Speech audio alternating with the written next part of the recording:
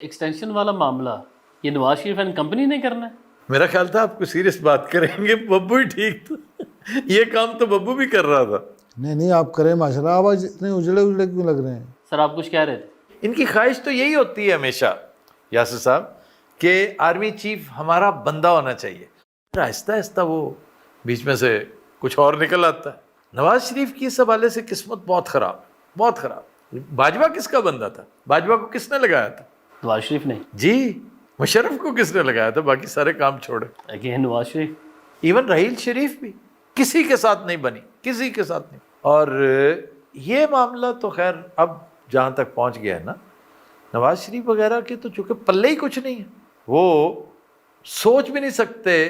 میں نے چند دن پہلے جو ایک ہائپوتھیٹیکل سی گفتگو کی تھی جی، تو اس کا مقصد یہی تھا کہ وہ اسی تنخواہ پہ کام کریں گے اور ایسے ہی کریں گے جیسا وہ چاہیں گے۔ پھر جنرل اعظم پریشان کیوں ہیں؟ پریشانی کی اور لاتعداد وجوہات ہیں بھائی، لاتعداد۔ جو کچھ اسٹیبلشمنٹ اب تک کر چکی ہے گزشتہ 4 سالوں میں، وہ تو مین آف سٹیل بھی کوئی ہو تو پریشان ہو جاتا ہے۔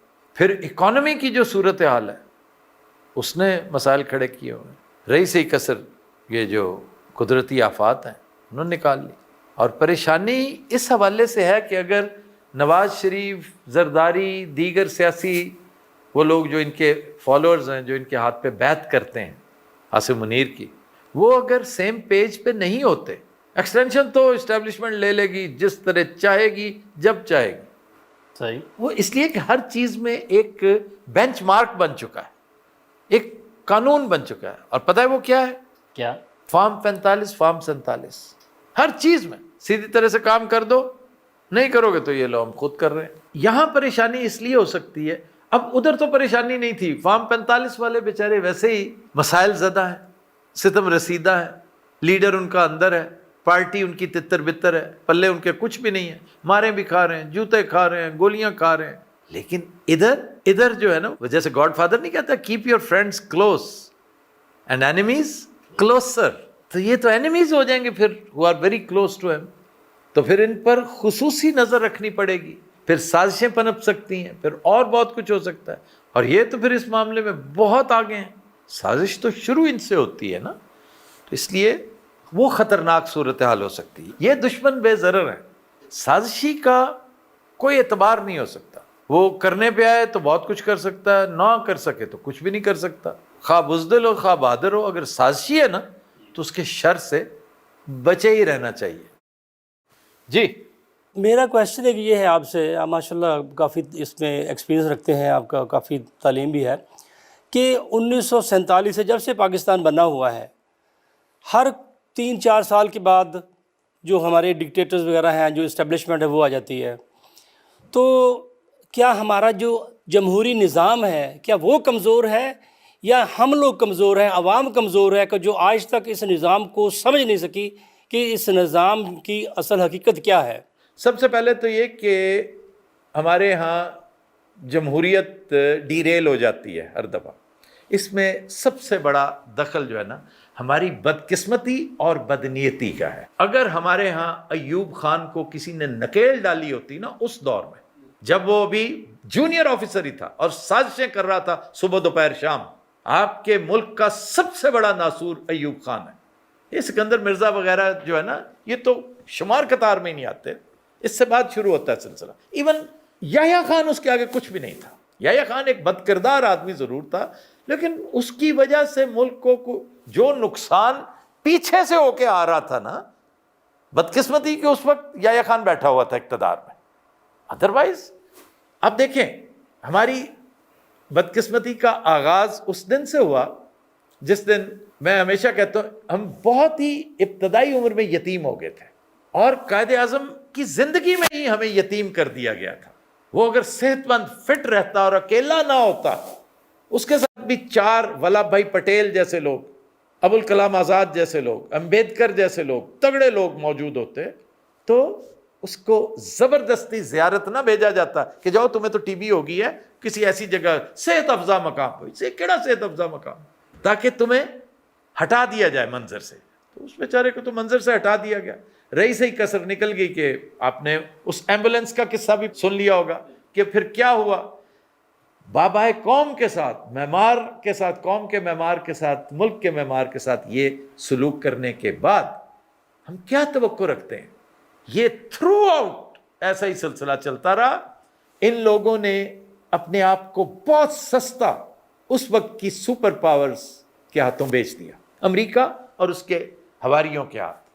یہی ہوا کہ 1949 میں آپ نے خواہ کی ایک ٹریٹی سائن کر لی، آپ نے 54 میں 55 میں سیٹو بھی سائن کی، سینٹو بھی سائن کی، 4 دمڑیاں لینے کی خاطر، تھوڑا سا اسلحہ لینے کی خاطر. آپ کا مخالف ساتھ بیٹھا ہوا، آپ کا دشمن نان الائنڈ موومنٹ کا سرخیل بن رہا تھا، اور آپ ہیں کہ اپنے آپ کو امریکی ایپرن سٹرنگ کے ساتھ باندھے چلے جا رہے تھے. یہی انجام دیکھیے کہ ادھر 17 سال تک وزیر اعظم لگاتار جواہر لال رہا، ایک وزیر اعظم، اور اس نے پڑھا لکھا آدمی تھا، سیاستدان تھا، رجا پوجا تھا. کرپشن اس نے کرنی کوئی نہیں تھی، جیسے ہمارے یہاں تیار تھی تو بھوکے ننگے ہر وقت تیار بیٹھے ہوتے ہیں کہ موقع ملے صحیح اور پھر تماشا دیکھیں.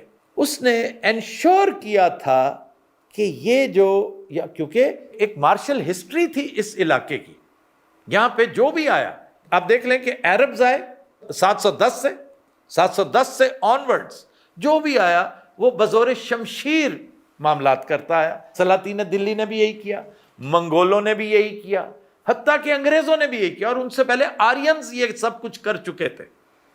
تو یہاں پر جس کی لاٹھی اس کی بھینس والا سلسلہ چل رہا تھا. جواہر لال نہرو اور اس کے ساتھیوں نے مل کر اس ایک ایفرٹ کو، ایسا نہیں ہے کہ وہاں پہ یہ ایفرٹ نہیں ہوئی تھی، جو ایوب خان یہاں پہ کر رہا تھا نا، وہاں کا آرمی چیف بھی کر رہا تھا. ذرا وہ قصہ پڑھیے کہ ایک آدمی جو وہاں کا آرمی چیف تھا، جو پرائم منسٹر سے زبردستی ملنے گھس آیا تھا اس کے کمرے میں، اس کا حشر کیا کیا تھا پرائم منسٹر نے. اگر ہمارے ہاں کوئی ایک شیر کا بچہ، ایک دلیر آدمی، ایک سور وردی تھوڑا سا دلیر آدمی تھا، اس کی لاش بیروت کے ایک ہوٹل میں کہ جی رات کو کوئی زہریلا کھانا کھانے سے وفات ہو گئی ہے. تو یہ سارا سلسلہ چل رہا تھا تھرو آؤٹ. کوئی ایک بھی ایسا نہیں تھا جو ان کے سامنے کھڑا ہو سکتا. ایک مولوی تمیز الدین نے کیس کیا، وہ جسٹس بھی ساتھ مل گیا، جیسے یہ فائز عیسیٰ تھا اسی طرح اس وقت منیر تھا.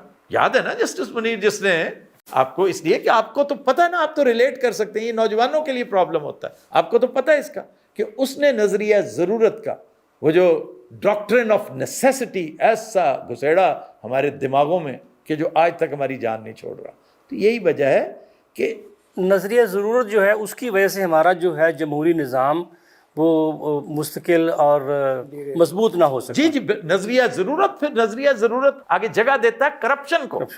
کرپشن جب ایک سسٹم ہی خراب ہونا شروع ہو گیا تو پھر اچھا کرپشن ہر معاشرے میں ہوتی ہے، ایسا نہیں ہے کہ یہ معاشرے کرپشن سے پاک ہیں اور صرف ہم ہی کرپٹ.